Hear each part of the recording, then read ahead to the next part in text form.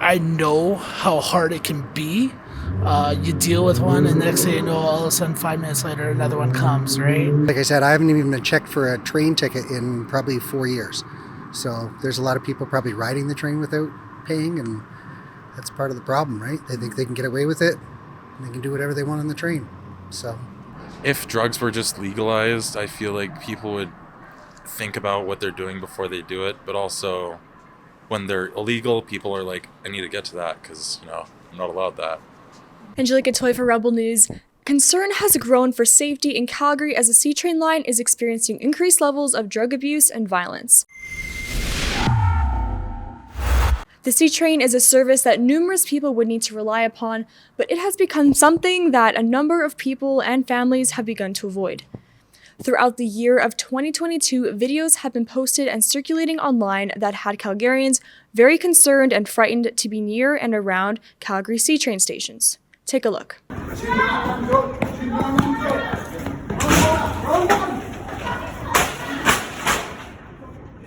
December 16th, Alberta's Minister of Mental Health and Addiction, Nicholas Milliken, announced the establishment of the Calgary Public Safety Community Response Task Force to address homelessness and drug issues in the city. I guess time will tell if this task force makes a difference, and if not, it's just another empty promise. I took a trip to a few C train stations around town to potentially see concerns from my own eyes and spoke to a few folks on what they are experiencing. Have you noticed an increase in drug abuse and violence around the Calgary C train line in the last few years? Yes, I have. It's actually, I think it's gotten quite a bit out of control over the last little bit. I tend to use C train quite a bit. Yeah, it's very evident. It's gotten a little bit worse, a little bit at a time. So yeah. Do you think that the city could, or do you have any ideas of potential solutions and actions that the city could take to fix this issue? Well, maybe a little bit more transit officers. That'd probably help out. I realize there are a lot of C train stations throughout Calgary, so it is a little bit more. But at the end of the day, as me being a security guard, I know how hard it can be. You deal with one, and next thing you know, all of a sudden, 5 minutes later, another one comes, right? Is there a for sure solution? Probably not. But definitely should be looking into it, try and find something, right? Maybe not so much violence, but certainly you see the drug use quite often on almost all the platforms. And do you have any ideas to potential solutions that you think might be able to help? Good question. I don't know. I mean, I know that there are shelters or places for homeless to go to, whether they need to be led there or be aware of that, or maybe some just don't care to go there. I'm not sure.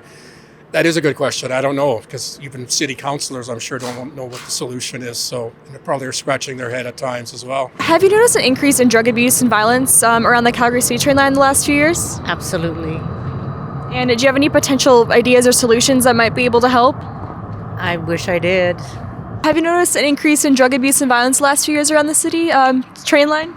yes, for sure, 100%. And what are some potential solutions that you think the city could take to address those issues? Well, they keep saying they hired more people, more staff, but I haven't seen anybody in years. I haven't seen them check a train ticket in years. So put more people on the damn train. I'd say the same. Maybe around 2 years ago or 3 years ago, they stopped having peace officers go around trains for checking for people just laying on the floor or smoking crack or even checking tickets. You're correct, yeah? Yeah, there hasn't been anybody in years. Like I said, I haven't even been checked for a train ticket in probably 4 years.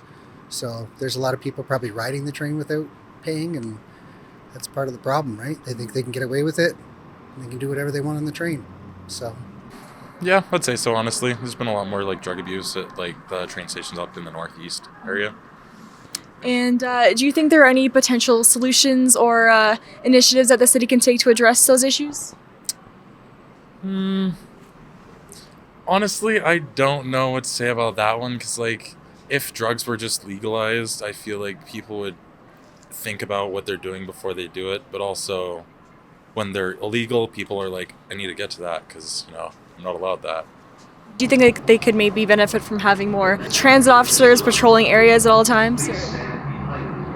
I feel like transit cops don't really do their part when they show up either.